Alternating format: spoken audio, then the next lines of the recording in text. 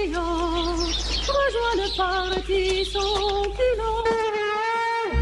Citoyens, citoyennes, on vous court. Des citoyens propres dans une ville propre, nos enfants nous regardent. Pour l'honneur, pour servir, pour la gloire, nous avançons. Je suis un citoyen ordinaire. Citoyen, soldat, frère, père. Voyons. C'est mon devoir de citoyen. Je n'avais qu'une voix. Sud Radio, les vraies voix qui font bouger la France, 19h-20h, les vraies voix citoyennes, Aurélie Gros, Stéphane Pellet. On vous souhaite la bienvenue si vous venez de nous rejoindre, les vraies voix citoyennes avec effectivement Aurélie Gros, mais elle n'est pas là, mais on l'embrasse, voilà, elle est pas loin. Et Stéphane Pellet est avec nous. Bonsoir Stéphane. Bonsoir à tous les deux. Vous êtes coprésident du G500 citoyens, l'ONG citoyenne, 500 associations, 500 000 sympathisants. Et ce soir, nous allons parler bien sûr de plein de sujets, de citoyenneté avec nos associations dans quelques instants. Mais d'abord, vous ouvrez les inscriptions de ce sommet citoyen, c'est important d'en parler. C'est ça, dans quelques jours, on va ouvrir pour tous les habitants du sud de la France en particulier, donc je pense à Sud Radio qui est très écouté là-bas, mais pas seulement, ces inscriptions pour ce sommet citoyen qui va se dérouler les 8, 9 et 10 juin 2023 dans la bonne ville de Marseille. Ah, très bien. Et oui, on a décidé un peu de fidélité pour 2 années donc consécutives dans cette belle ville. Alors comment on fait pour s'inscrire ? Allez, c'est ça. On va sur le site www.sommetcitoyen.fr et là on y retrouve tous les programmes, mais pas forcément encore ceux que je vais vous annoncer ce soir, parce que moi je comptais vous faire plaisir. C'est un scoop, c'est même pas encore totalement négocié avec tous les partenaires. C'est tout frais, c'est tout frais. C'est tout frais. On ouvrira sur une conférence de consensus autour de ce qu'on appelle la bataille entre démocratie et autocratie. Vous le savez, dans le monde en ce moment, la valeur démocratie est un peu en difficulté. C'est vrai. On le voit, l'Ukraine, c'est un peu la bataille entre le camp de l'Ouest contre la Russie. Taïwan va être l'enjeu de plus en plus d'une bataille aussi. Et ben on aura, je l'espère, normalement la ministre du numérique de Taïwan, on aura des représentants ukrainiens, on aura des représentants du sud de la Méditerranée aussi, puisque ça clash un peu là-bas. Donc un très très beau débat autour de démocratie versus autocratie. Et puis il y a des débats plus précis qui auront lieu. Je vais faire plaisir d'ailleurs à une de nos invités dans quelques temps, puisque liberté, justice, représentativité, vous savez que le pays, la France, dit bientôt réformer ses institutions. On verra en tous les cas si ça va au bout. Donc il faudra que les citoyens s'expriment là-dessus. On parlera égalité, handicap, humanité, parce que finalement on a fait exprès, on a enlevé le mot d'inclusion, parce qu'ils en ont marre, je crois, les gens du champ du handicap, qu'on leur parle de ça. Bien raison. Ils veulent qu'on leur parle d'humanité. Et puis on parlera fraternité, civisme, laïcité. Ah oui. Voilà. Et bien justement, ça ce sera en tout cas au programme de ce sommet citoyen. Vous pouvez vous inscrire, on rappelle l'adresse du site internet. Sommetcitoyen toutattaché.fr. Exactement, au programme. Et on de vous rappellera à la fin d'émission, bien sûr, on vous fera un petit appel. Donc au sommaire de cette émission, 12 millions de personnes sont touchées par un handicap en France. La semaine du handicap démarre aujourd'hui. Les papillons de jour, la première agence de communication adaptée en France, s'engage pour valoriser donc les compétences intellectuelles et les savoir-faire des personnes en situation de handicap en entreprise. 14%, c'est le taux de chômage des personnes handicapées au premier trimestre 2022 contre 8% pour l'ensemble de la population, c'est vous dire la disparité. Les papillons de jour fluidifient la mise en relation des entreprises avec les demandeurs d'emploi en situation de handicap. Des témoignages à suivre côté employeur comme côté salarié. Et puis un enfant sur 3 ne sait pas ce qu'il mange. L'association Les Enfants Cuisine donne les clés aux enfants pour qu'ils soient conscients des effets de l'alimentation sur leur santé, mais aussi de devenir peut-être des futurs consommateurs responsables. Vous êtes les bienvenus, on en parle jusqu'à 20h. Bienvenue dans les vraies voix responsables. Les vraies voix Sud Radio. Et c'est plutôt citoyenne. Les deux, Cécile. Absolument. Et c'est la semaine du handicap. On parle emploi avec notre invitée Katia Dayan est avec nous. Bonjour. Bonsoir. Merci d'être avec nous, présidente des papillons de jour. Stéphane Pellet, forcément, on l'adore parce qu'elle s'engage et c'est ce qu'on aime dans cette émission. Et oui, c'est une agence en fait extraordinaire avec plusieurs entités sur la France, de l'ordre de 4, je crois. Vous êtes sur Rouen, sur la Corse, le sud de la France, etc. Oui, et vous êtes la première agence qui ait traité cette question de l'intégration de personnes en situation de handicap. Donc pour nous, ça a été un coup de cœur dès qu'on s'est rencontrés. Vous avez fait partie des piliers d'ailleurs du G500 et depuis vous développez, mais surtout on est à la veille ou à l'ouverture même de la semaine européenne des personnes handicapées. Vous allez, je crois, aussi remettre des trophées dans quelques jours. Donc vraiment, vous êtes plein feu sur Katia d'ailleurs. Merci, bonsoir. Bonsoir. Ben oui, effectivement, dans nos entreprises, en tout cas en France, on a 80% de salariés en situation de handicap. Oui. Alors, on parle d'agence de communication adaptée. Ça veut dire quoi pour les gens qui nous écoutent ? C'est une agence de communication globale, capable aujourd'hui de concrétiser des budgets de communication. Hein. Les plus grandes marques, vous pouvez oui, en bien citer, sûr, avec des grandes marques, des grandes entreprises, des capitaines de l'industrie, toutes les entreprises que l'on connaît. Comme TF1, Canal, Air France. Mais adapté, c'est quoi ? Ça veut dire qu'aujourd'hui... Adapté, c'est un modèle économique. Oui. Voilà qu'a mis en place Monsieur Jacques Chirac en 2005. Et être une entreprise adaptée, c'est la valeur ajoutée, c'est d'avoir 80% de salariés en situation de handicap. Et oui, effectivement, les Papillons de Jour, c'est une agence de communication globale avec 80% de ses salariés en situation de handicap. Et ça marche, et c'est ça qui est important d'ailleurs. C'est pour ça qu'il faut le souligner à tous ceux qui nous écoutent sur Sud Radio. Alors on parle de 80% en situation de handicap. On imagine que chaque salarié en situation de handicap n'a pas le même handicap justement. Donc vous faites coïncider des gens qui ont des situations très différentes. Des handicaps très différents, des handicaps visibles, des handicaps également invisibles, avec des compétences dans le domaine de la communication, dans ce domaine d'activité. Et vous travaillez avec des entreprises. Est-ce que les entreprises qui sont aujourd'hui vos clients, vous les incitez forcément à rentrer dans cette mouvance magnifique, hein, c'est génial. Et elles adhèrent tout de suite ? Oui, parce qu'on parle de lien social, on parle de compétences humaines, on parle d'humain, d'humanité, et je pense qu'aujourd'hui c'est important. Une entreprise a besoin d'être en face d'un partenaire quand elle lui fait une demande, d'avoir quelqu'un qui répond à sa demande avec les compétences requises, et nous sommes tout à fait capables de répondre à n'importe quelle demande dans ce domaine. Stéphane Pellet. Et ce qui est extraordinaire, il faut bien distinguer, pour ceux qui nous écoutent, il y a les entreprises adaptées, c'est le cas, 80%, et puis vous avez la loi qui est 6%, qui malheureusement n'est respectée pour l'instant que par 30% des entreprises en France. C'est ça, à peu près, entre 29 et 30%. Ce qui est extraordinaire, c'est que là, on a des postes de travail de pointe. On est sur des fabricants de sites internet, on est sur des gens qui travaillent dans le numérique, et donc il faut laisser de côté l'image de l'établissement spécialisé, vous savez, où on mettait sous enveloppe à une époque. Oui, les tâches un petit peu chronophages et redondantes. C'est ça, ça c'est fini maintenant.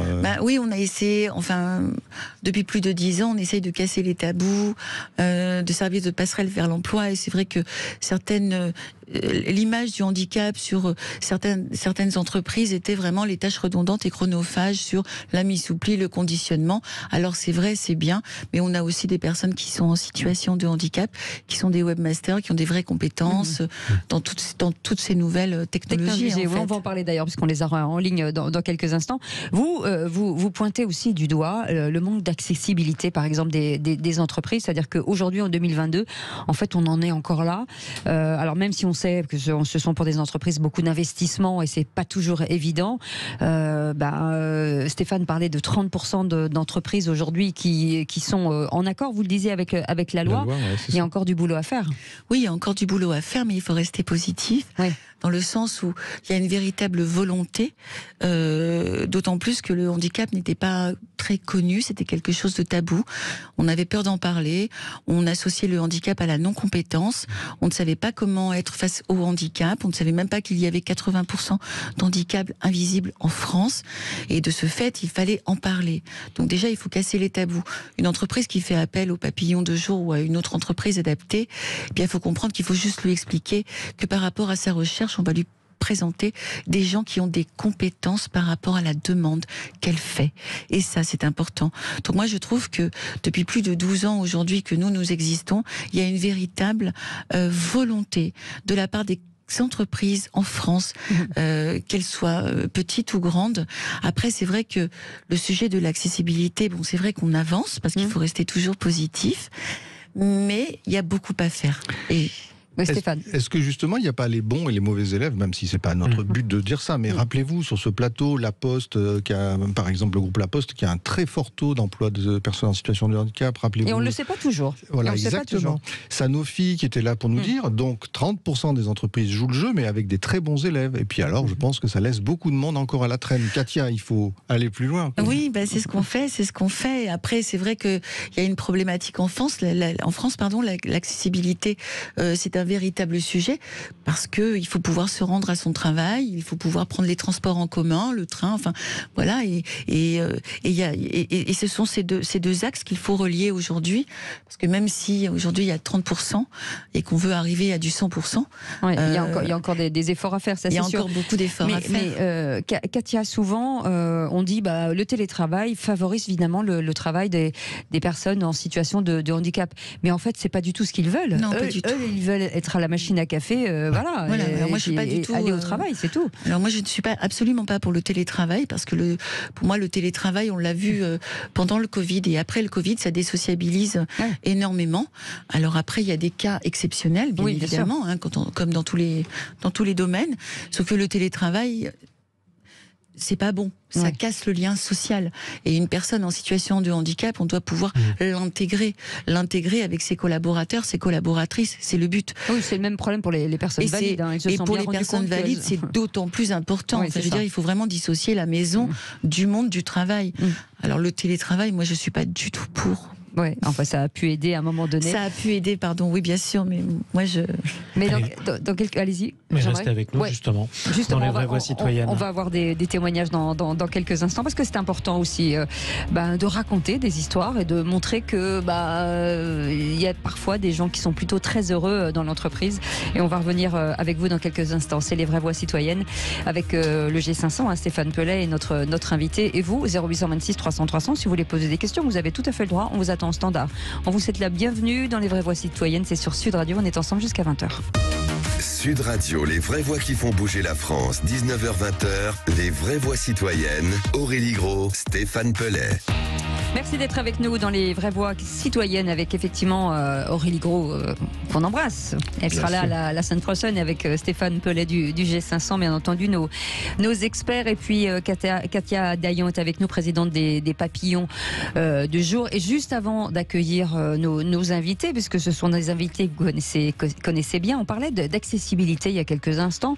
Est-ce que finalement, bien sûr qu'il y a un problème, on le sait, est-ce que à Paris par exemple, ou dans les grandes villes, ça devrait pas être l'enjeu numéro 1, justement, cette accessibilité, parce qu'on parle des personnes en situation de handicap, mais on parle aussi des femmes, des femmes personnes enceintes, âgées, des femmes enceintes, des gens avec des cannes, des jambes cassées, enfin voilà. Oui, en fait, 80% des personnes sont à un moment donné en situation de handicap. Donc oui, effectivement, les grandes villes comme les petites devraient être le problème majeur en France aujourd'hui pour résoudre tous ces problèmes et faciliter la vie des gens. Il faut absolument le faire et y penser.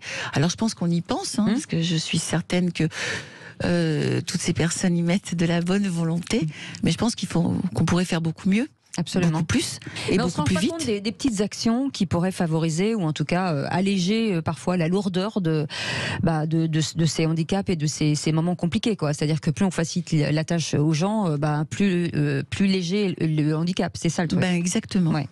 On va parler justement avec nos invités, et Jérémy Fortin est avec nous. Bonsoir, merci d'être avec nous.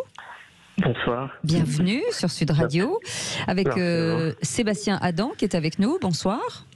Bonsoir. Bienvenue sur Sud Radio. Et puis, Monsieur Miokono, bienvenue sur Sud Radio.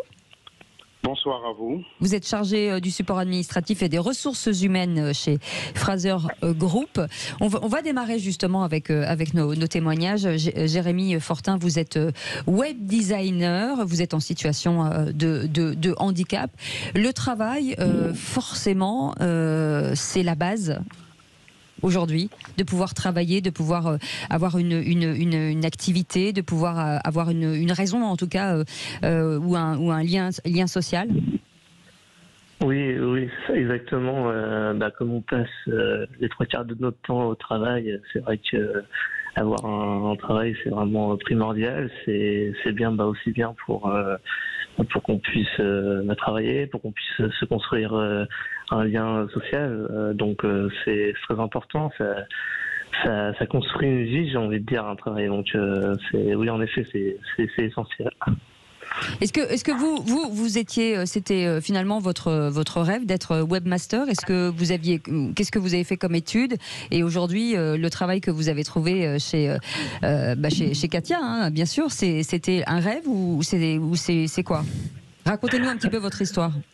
Alors mon parcours a été très large, semé d'embûches. Au début, comme un bon nombre d'étudiants, je pense, quand on sort du collège, on ne sait pas trop encore exactement ce qu'on veut faire. Donc moi j'avais fait des études en électronique, ce qui avait absolument rien à voir. Ah mais ça c'est sûr. Ouais. Mais du coup après on se rend bien compte que ça nous plaît pas forcément, qu'on veut se construire sur un nouveau projet. Donc je me suis lancé sur la partie, un travail un peu designer, un peu créatif. Donc j'ai fait de l'infographie, puis j'ai voulu combiner ça en faisant du web en même temps. Puis Katia Dayan m'a gentiment accepté dans son entreprise en mettant mes compétences en avant. Donc aujourd'hui, je la remercierai jamais assez de ce que je fais actuellement, de ce que je peux montrer aussi bien à l'entreprise comme pour les clients pour qui on travaille. Donc c'est vraiment quelque chose de très bénéfique d'avoir une entreprise comme les papillons de genre. Oui, c'est sûr. Jérémy, vous savez qu'il y a à peine 20 ans, il n'y avait pas un seul étudiant en situation de handicap en France. Désormais, quand même, ça va mieux. Est-ce que vous avez, dans vos études, vous avez été aidé? Par exemple, est-ce qu'il y a un étudiant qui vous a aidé pour les cours, pour des choses comme ça? Vous avez bénéficié de ce genre de choses-là? Alors, j'ai bénéficié de petites aides. Après, je précise vraiment le mot petites aides. Ça a été une petite attention. Comme par exemple, il y avait le collège où j'étais qui avait un ascenseur, donc je bénéficiais de la clé de l'ascenseur pour pouvoir éviter de monter les marches, qui était très très difficile pour moi. Après, en termes d'aide vis-à-vis des autres étudiants, j'en ai pas eu particulièrement. Après, moi personnellement, je préférais ne pas forcément en avoir pour être jugé à la même échelle que n'importe qui d'autre. Sébastien Adam, alors vous êtes administrateur des ventes, bienvenue sur Sud Radio. Votre parcours aussi, aujourd'hui vous travaillez aussi avec Katia. Est-ce que ça a été difficile de trouver un emploi? Ça a été difficile jusqu'à présent? Alors, pour être très honnête, difficile, je dirais pas que c'est le mot, mais difficile de trouver un travail qui me convienne et qui me ressemble beaucoup. Donc j'ai eu beaucoup de chance parce que Madame Dayan et ses équipes ont été vraiment bienveillantes et que du coup j'ai eu beaucoup de chance d'être bien entouré. Donc j'ai eu la chance de me faire une place chez eux, mais très difficile de trouver une entreprise dans laquelle je pouvais me sentir à ma place. Et c'est une reconversion professionnelle, si je ne m'abuse? C'est totalement ça. Oui, c'est ça. Vous étiez dans la restauration. Exactement. Et aujourd'hui, c'est un cadre. C'est important de dire que le cadre professionnel, forcément, on vous accueille finalement comme dans une famille. C'est vrai qu'on a l'impression, Katia Dayan, quand on la voit, que c'est une famille, cette entreprise. Ah elle reflète totalement ce que l'entreprise est. Il y a vraiment rien à mentir. On est une grande famille, on est très proches les uns des autres, toujours à soutenir et la direction est la première, toujours à l'écoute des employés. Donc vraiment, c'est formidable de travailler pour une personne comme elle et d'être accompagné avec des personnes comme eux. Vraiment, au quotidien, ça rend la vie beaucoup plus simple. Vous la voyez pas dans le studio, mais elle est totalement émue. Elle rougit, en tout cas. On a une belle success story aussi à raconter avec Monsieur Miokono, qui est avec nous, chargé de support administratif et ressources humaines. Vous travaillez chez Frasers Group, c'est un groupe britannique et c'est un grand groupe. Monsieur Miokono. Bonsoir. Bonsoir à vous. Et vous êtes un client justement de Katia Dayan. Tout à fait. Et je pense qu'aujourd'hui, c'est limite, je dirais même, c'est un appel. Vous savez, quand le téléphone il sonne et qu'il y a la démarche qui est lancée pour ce partenariat gagnant-gagnant, justement, le côté pédagogique de la chose, de tout ce qui est l'handicap, on a entendu les témoignages de ceux qui en bénéficient aujourd'hui. Nous, pour moi, c'est l'humain est au cœur de la chose. L'humain est au cœur de la chose et avec les papillons des jours, donc c'est ce qui s'est passé. Et depuis quelques années maintenant, on en est, je pense, à notre 4e ou 5e année. Et le partenariat en lui-même, on sait que derrière, il y a des gens qui dans l'handicap arrivent à se retourner, à se retrouver, à se reconstruire et surtout, ils ont une place comme nous-mêmes d'ailleurs, comme nous-mêmes au quotidien. Et c'est ça qui a fait la différence avec les papillons de jour. Donc parfois, c'est vrai que lorsqu'on a pris les premiers contacts, on a eu les premiers contacts, on se pose plusieurs questions, on se dit où est-ce qu'on va ? Et je peux vous dire que quelques années après, on se dit heureusement qu'on a pris cette direction-là. Et sincèrement, parce que Madame Dayan et ses équipes, parce que j'ai pas affaire qu'à Madame Dayan au sein des papillons des jours. Oui, bien sûr, bien sûr. Il y a toutes les compétences. Voilà, il y a toutes les compétences et aussi c'est ce que eux ils font derrière par rapport à ce que notre partenariat, le fait que nous soyons clients, mais en fait réellement, on se considère pas comme client avec eux et parce qu'on sait très bien derrière ce qu'il y a et ce qui se passe derrière. On a juste envie de continuer le partenariat, de pouvoir être là, d'accompagner et c'est ça qui vraiment nous fait la différence à notre niveau. Elle est toute rouge. Stéphane Pellet. Ce qui est très beau, c'est la notion de parcours aussi. C'est-à-dire qu'on peut changer. On était dans la restauration, on change de métier. On était dans l'électronique, on va dans le numérique. Et puis monsieur, dans tout le domaine de la distribution, etc. C'est déjà compliqué quand on est valide. Donc je pense que quand on a un handicap, de se reconvertir, c'est encore compliqué. Mais c'est aussi la plus belle représentation d'un parcours qu'on peut faire dans sa vie. Rappelez-vous, on avait reçu ici, grâce à vous, le Reflet de Nantes et les Cafés Joyeux qui nous avaient dit, ce qui est très beau, c'est quand des personnes peuvent rêver à un autre secteur où aller travailler. Donc il n'y a plus cette notion d'enfermement. Je trouve ça très très beau, monsieur Miokono. En tout cas, merci à tous d'avoir été avec nous. Merci pour ces jolis témoignages. Franchement, ça donne envie. Merci beaucoup, Katia Dia. Non, c'est moi qui vous remercie beaucoup. Elle est toute émue, présidente des papillons du vraiment, jour. Merci beaucoup. On le rappelle, c'est la semaine du handicap et on rappelle que les entreprises doivent s'engager absolument. C'est très important pour le bien-être de chacun et c'est bien de cette communion où finalement le regard change des uns des autres et ça c'est plutôt pas mal. Merci beaucoup d'avoir été avec nous. C'est moi qui vous remercie. Dans un instant, mangez bon et mangez bien. Exactement, avec des enfants justement, l'association des enfants cuisine qu'on va vous présenter dans les vraies voix citoyennes. Comment élever, en tout cas comment éveiller plutôt les enfants au goût, leur apprendre à manger. On va en parler dans un instant. A tout de suite, bienvenue dans les vraies voix citoyennes. Sud Radio, les vraies voix qui font bouger la France, 19h-20h, les vraies voix citoyennes, Aurélie Gros, Stéphane Pellet. C'est presque l'heure de passer à table. Ouais, bienvenue dans les vraies voix citoyennes avec effectivement Stéphane Pellet est avec nous et on salue Aurélie Gros qui sera avec nous la semaine prochaine. C'est le G500. On peut retrouver le G500 sur son site, sur le site internet bien entendu, Stéphane. www.sommetcitoyen.fr. C'est là qu'on retrouve toutes les informations et qu'on peut même s'inscrire pour 2023, le prochain sommet citoyen. Absolument. Vous feriez une très bonne speakerine, Stéphane. C'est fait. Je suis là pour ça. Le truc est fait. Restez avec nous, bienvenue. Et notre invité, puisqu'on va parler de bien manger et de manger bon. C'est un pari gagnant de l'association Les Enfants qui cuisinent avec Olivier Chaput qui est avec nous. Bonsoir, merci d'être avec nous. Avec nous, j'ai dit. Avec nous. Bienvenue, vous êtes fondateur de l'association Les Enfants cuisinent. Le constat finalement de cette association, parce que vous êtes chef à la base, le constat c'est finalement que les enfants ne savent pas toujours ce qu'ils mangent et ne reconnaissent pas toujours les produits qu'ils mangent. Ouais, voilà, c'est ça. C'est un constat que j'ai fait il y a une quinzaine d'années dans mes propres restaurants. En fait, j'avais pas de menu enfant, donc du coup, voilà, quand on leur donnait à manger, c'était pas toujours évident.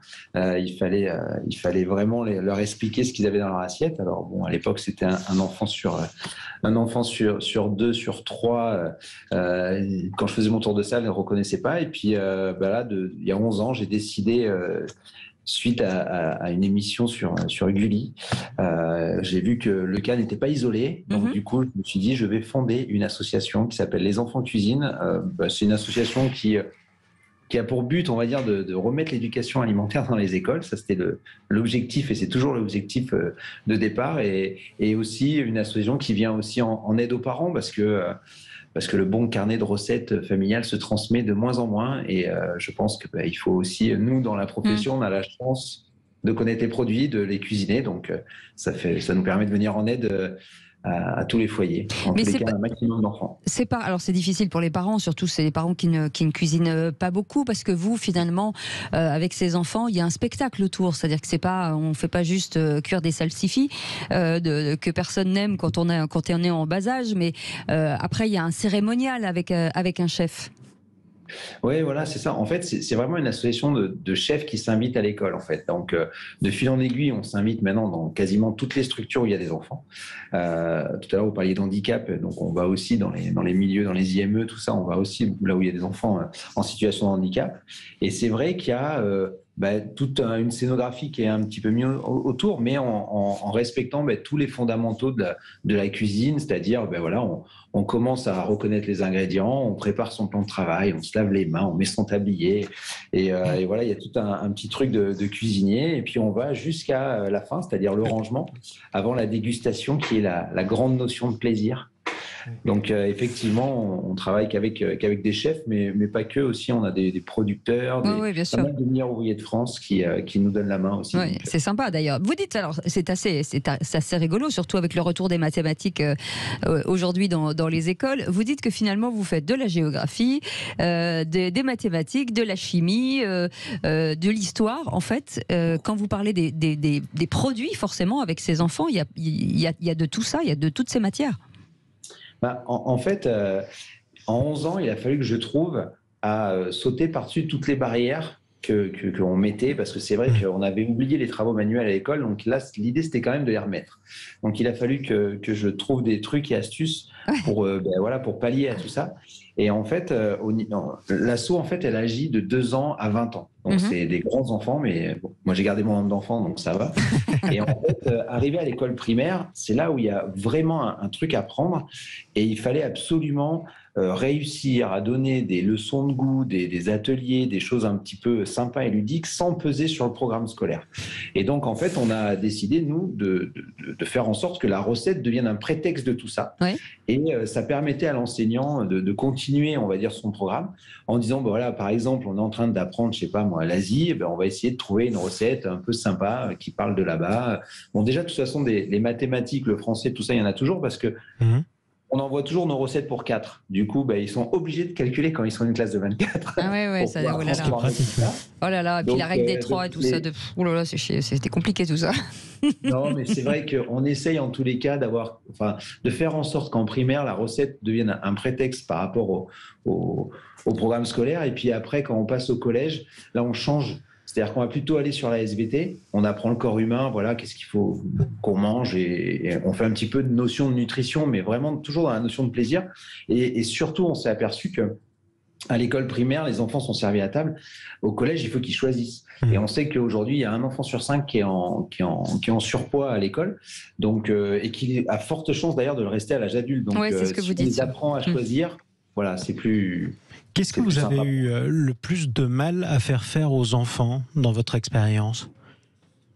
Je pense qu'en fait, alors c'est rigolo, mais j'ai pas de souvenir, parce qu'en fait, nos cuisines sont quand même équipées pour les enfants, on a des cuisines mobiles et tout ça, donc on n'a pas, en fait, comme on vient en plus avec cette notion de, en fait, on est une nouveauté, nous, à l'école. Quand c'est comme un cours de théâtre, c'est un chorale, on est un peu une nouveauté. Donc, du coup, on n'a pas vraiment de difficulté. Par contre, ce qui est très drôle, c'est que ça nous remet tous au même niveau. C'est-à-dire qu'on soit chef macaronné, meilleur ouvrier de France, simple cuisinier dans une cuisine, même en restauration scolaire, ainsi de suite. Quand l'enfant, il aime pas, il aime pas. Ouais. Il faut trouver les bonnes astuces. Et je pense que pour nos égos de cuisiniers, ça nous fait du bien. Stéphane Pellet. Donc, c'est peut-être la difficulté qu'on a au niveau des enfants. Chef, ce que je trouve génial, c'est que c'est de l'enseignement global que vous faites, et ce qui est toujours recherché plutôt que par discipline dans les écoles et les collèges. Et est-ce qu'on vous objecte de temps en temps des questions de coût et non pas de goût ? En fait, aujourd'hui, on a alors l'asso, en fait, tous les ateliers sont entièrement gratuits de toute façon pour les enfants et leurs familles. Ça, c'est pour ça qu'on est sans arrêt en recherche et de mécénat, qu'on répond à tous les appels à projets. Enfin voilà, on a une grosse équipe qui bosse là-dessus. Et ensuite, c'est sûr qu'on a souvent, mais ça c'est souvent une question des parents, c'est super, on a fait un bel atelier, parce qu'en fait on a toute notre mesure d'impact après qui est en route derrière, c'est-à-dire qu'on revient tous les trimestres ou au bout de 6 mois pour voir un petit peu avec les enfants comment ça se passe, qui va évoluer, voilà. Donc on a toute une mesure d'impact qui est calculée, mais souvent la question qui revient, c'est est-ce que bien manger coûte plus cher. C'est ça. Donc ça, c'est toute la subtilité. Moi, je pense, en tant que cuisinier, mais vraiment, c'est ma méthode de pensée, je pense que bien manger ne coûte pas plus cher. Ce qui coûte cher, c'est tout le gaspillage qu'il y a derrière et tout ce qu'on en fait. C'est-à-dire qu'aujourd'hui, on aurait tendance à aller chercher la promotion plutôt que de se dire, tiens, si je veux, je sais pas, moi, me faire un bon burger à la maison, je vais aller acheter, au lieu de prendre 200 grammes de viande en promotion, je vais peut-être en prendre que 80 ou 50, mais de la vraie bonne viande, en fait, qui va bien nous nourrir. Et pareil pour les légumes, et pareil pour les saisons, et ainsi de suite. Donc, on essaye en tous les cas. C'est très drôle parce que le programme étudiant, qui ont beaucoup souffert pendant la Covid, on a vraiment lancé un programme avec plusieurs chefs de cuisine qui était de dire aux étudiants, on va venir vous aider en soutien. Et la meilleure façon d'économiser de l'argent, c'est d'anticiper au maximum vos repas, c'est-à-dire de savoir ce que vous allez manger J+2, J+3. Et donc, du coup, on essaye d'aborder cette discussion-là, mais avec les techniques de cuisine qu'on peut apprendre justement à l'école. Absolument. Savoir bien se faire manger, savoir anticiper les repas, savoir découper, savoir l'art d'accommoder les restes. On va en parler dans quelques instants. Olivier Chaput, vous nous pardonnez, parce que nous, on a la pub, la petite pause. On revient dans quelques instants et on va continuer cette discussion. Et puis, vous nous présenterez Ismaël Menot, qui est le directeur du lycée hôtelier EPMT, donc, qui vous accueille et qui, parfois, vient avec vous pour faire ses petits repas à ses enfants. Restez avec nous, on est ensemble jusqu'à 20h. Et puis, ce sont les vraies voix citoyennes. À tout de suite. Citoyens au fourneau ce soir pour l'emploi. On devrait bien manger ce soir avec Olivier Chaput, le chef fondateur de l'association Les Enfants Cuisine, parce que on vous rappelle, chose importante, 1 enfant sur 3 ne sait pas reconnaître ce qu'il mange et 2/3 des enfants obèses le resteront à l'âge adulte. Et donc pour cela, nous avons des chefs qui s'engagent et qui ont décidé d'expliquer aux enfants ce qu'ils mangent et pourquoi ils le mangent et d'où ça vient surtout. Est-ce que j'ai bien résumé, Olivier Chaput? C'est magnifique. J'aurais pas fait. J'ai eu du mal. Pourtant, je l'ai pas écrit. Et notre second invité, c'est Ismaël Menot. Vous êtes directeur du lycée hôtelier EPMT. Bienvenue sur Sud Radio. Oui, bien, merci à vous de m'accueillir. Alors, vous allez nous raconter finalement... Vous vouliez rebondir d'abord, Stéphane, sur une question à Olivier Chaput, si je ne m'abuse, avant de revenir sur cette association. Je voudrais savoir si ce chef génial étend aussi sa réflexion sur les petits déjeuners. Parce que sujet important. Il se trouve que j'ai eu l'occasion de gérer un peu ça, malheureusement, au plan national. C'était pas simple dans les collèges. Et qu'est-ce qu'on a découvert? 1 enfant sur 2 part au collège, le ventre vide. Et on a dû instaurer des expérimentations de petits déjeuners gratuits pour que dès qu'on arrive, au moins, on ait quand même quelque chose dans le ventre. Absolument. Est-ce que c'est quelque chose que vous connaissez encore ou bien on a fait des progrès? En fait, oui, il y a une étude qui a été faite il n'y a pas si longtemps sur le comité des petits déjeuners, avec pas mal de fondations qui sont venues en soutien et des nutritionnistes, et on s'est vraiment aperçu qu'au niveau de l'adolescence, il y a un réel problème au niveau des petits déjeuners. Il y a vraiment un combat là, qui est mené en ce moment. Il y a pas mal d'écoles qui sont en train de remettre le petit déjeuner gratuit pour les enfants. Alors, c'est pas toujours la petite brique de lait, mais en tous les cas, il y a un petit accompagnement avec un morceau de pain et une compote, quelque chose d'assez sympa. Mais effectivement, il y a un très gros problème, et notamment sur les adolescentes. Voilà, parce que c'est vrai que le matin, déjà, c'est un peu compliqué. Il y a beaucoup d'adolescents qui partent qui sont tout seuls pour le petit-déj. Et les adolescentes, comparées aux garçons, auraient tendance à encore moins prendre de petit-déjeuner parce qu'il y a cet aspect, bien sûr, silhouette et de faire attention. Voilà. Ce qui provoque l'inverse. Oui, ce qui provoque l'inverse. En plus, vous avez raison de le dire, Stéphane. Ismaël Menot, directeur du lycée hôtelier EPMT à Paris. Aujourd'hui, vous avez créé ce partenariat tous les deux, puisque finalement, ensemble, c'est vous qui allez avec ce camion, ce mini, je ne sais pas comment vous l'appelez, mais en tout cas, dans les écoles pour apprendre à ces enfants à mieux manger. Oui, alors tout à fait. Donc, en fait, avec pas l'ensemble des villes, puisque Olivier va dans l'ensemble des villes d'Île-de-France. Hein, c'est un camion qui est en Île-de-France, en tout cas dans ce premier temps. Et donc, on a des jeunes qui sont la semaine dernière, enfin plus tard que la semaine dernière, qui sont allés sur 2 écoles, l'école dans le 17e et sur Asnières, pour pouvoir transmettre, puisque l'idée c'est de transmettre de façon citoyenne. Je crois que la thématique c'est la citoyenneté. Absolument. Et on a un vrai souci concernant le désir de ces jeunes d'aller vers nos métiers, même s'il y a beaucoup d'émissions avec des grandes vedettes, il faut quand même leur montrer ce que c'est. Et c'est vrai qu'on avait fêté les 10 ans des enfants cuisine au sein de l'école. J'ai rencontré Olivier, maintenant qui fait partie de la gouvernance de l'école, et on a mis en place en fait ce camion. C'est amusant que vous parliez du petit déjeuner, parce qu'en fait on fait le trophée du petit déjeuner gourmand à l'école, et on est le 30 novembre, on a le trophée, c'est le 3 ou 4e trophée qu'on fait au sein de l'école, parce que justement on met en place un certain nombre de choses pour les jeunes. Donc c'est tout à fait d'actualité. Et vous vous adressez donc aux plus jeunes aujourd'hui, à partir du primaire? Alors nous on est une école qui reçoit donc une sorte de campus. On est dans le 17e, on a 1300 jeunes. On a beaucoup d'actions citoyennes, donc on va du CAP jusqu'au bac plus 5, parce que dans la formation d'hôtellerie ou de l'alimentation, on peut aller vers des niveaux supérieurs. Je crois qu'il faut le rappeler, parce que parfois certains parents hésitent, mais il y a vraiment des vraies carrières à faire. Et du coup, on a des jeunes qui vont de 15 ans jusqu'à 30 ans. On a même beaucoup de reconversion, de plus en plus de personnes qui se reconvertissent. Sur la diversité, j'ai vu que tout à l'heure vous évoquiez la diversité, on a 8% de jeunes en situation de handicap, avec des sections qui sont spécialisées, les cafés joyeux Grand sourire de Katia. Voilà, et les cafés joyeux ont aussi été, un de nos partenaires. Et puis, l'actualité de l'école, c'est aussi, par exemple, des réfugiés ukrainiennes. Ça aussi, c'est une action citoyenne qui vont être formées demain et qui commencent demain et qui vont faire un vrai parcours d'alimentation. Pour revenir au camion cuisine, moi, c'est vraiment une vraie chance, parce que les enfants, ils découvrent comment la cuisine quand ils sont soit avec l'entourage proche, soit lorsqu'ils font un stage, ou la troisième chose j'oublie, mais en tout cas c'est clair que quand on est très petit, bercé par cela, c'est important. Et moi je me souviens, quand j'étais petit, il y avait un camion qui transportait des livres, parce que j'étais dans un village paumé au fin fond de la France, et ça m'a donné aussi une certaine façon envie. Donc je pense que toutes ces choses-là sont très importantes. Et avec Olivier, on a vu le désir des enfants, parce qu'Olivier, il le dit pas, mais c'est un vrai animateur en fait. Il va arriver à faire en sorte que les enfants l'écoutent. Et ces enfants-là sortent, ce qui n'est pas toujours évident. Ils ont des étoiles dans les yeux, c'est super. Ismaël Menot, on a reçu beaucoup de restaurateurs et d'hôteliers aussi sur Sud Radio qui nous expliquaient qu'ils n'arrivaient pas à recruter. Quand je vous entends, j'ai l'impression que vous n'avez pas de problème de vocation, en tout cas au lycée hôtelier EPMT. Alors en fait, oui, c'est toutes les actions qu'on mène comme celle-ci qui vont remotiver. Et vous savez bien que la sortie du Covid a quand même beaucoup frappé, puisqu'on a 200 000 personnes qui sont parties du secteur. Le secteur a fait beaucoup d'efforts en termes d'attractivité sur les horaires, sur les salaires.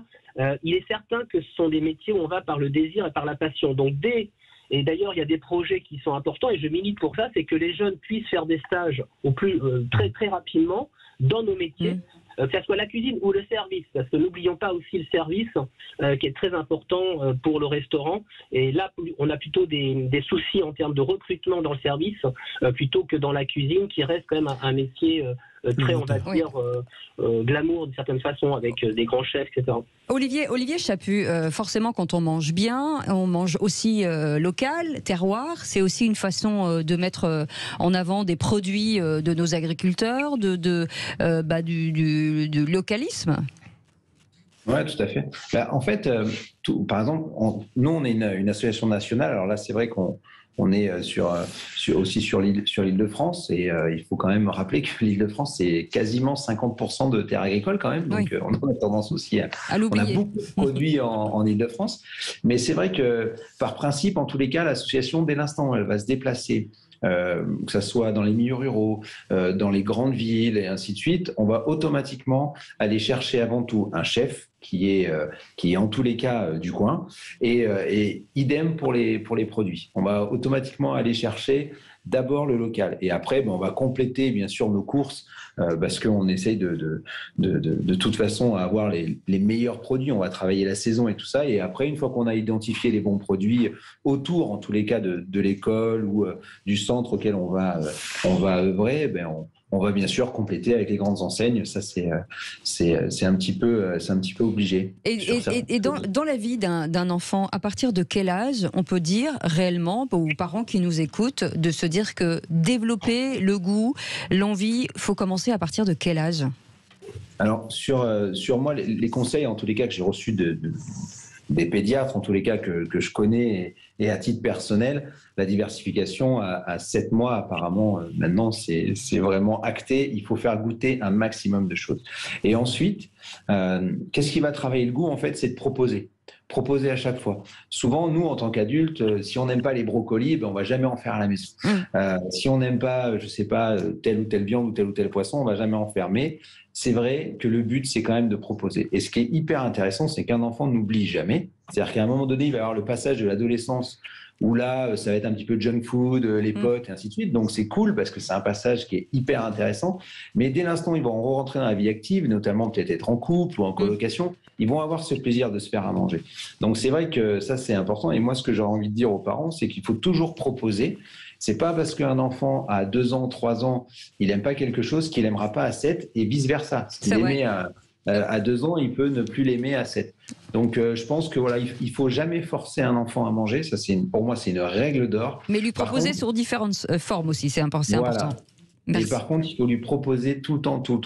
En tout cas, c'était hyper intéressant. Ça s'appelle Les Enfants Cuisinent. Allez voir sur le site. Et puis, si vous êtes une commune que vous nous entendez ou une école, bien entendu, vous pouvez contacter Olivier Chaput, chef avant tout et fondateur de cette association. Et puis, Ismaël Menot qui était avec nous et directeur du lycée hôtelier EPMT. On fait un tout petit point aussi avec vous, Stéphane Pellet. Inscrivez-vous pour le G500. Voilà, parce que toutes ces initiatives dont vous parlez tous les lundis, ici Absolument. Cécile, Jean-Marie et puis Philippe aussi, elles sont reprises au niveau national dans un sommet, le sommet citoyen. Il se déroulera les 8, 9 et 10 juin 2023 à Marseille. Et c'est maintenant que ça se passe. Et sur www.sommetcitoyen.fr, on peut s'inscrire à ces 3 journées. Il faut faire vite. L'année dernière, ça a été très très vite plein. Et le rendez-vous est pris, en tout cas. Et on vous annonce un autre rendez-vous, ce soir, dans quelques minutes, sur Sud Radio, rendez-vous musical. Et on est très fiers, surtout d'accueillir Louise Attaque et Hippocampe Fou. Ce sont les invités du Love Music Sud Radio d'Yvan Cujous. Ce sera juste après les informations de 20h. Cécile de Ménibus vous retrouve dès demain à partir avec Philippe de 17h. Et tout de suite, on retrouve Philippe David, celui qui nous manque, avec Stéphane Moller, justement pour Conseil de famille. Salut, à demain.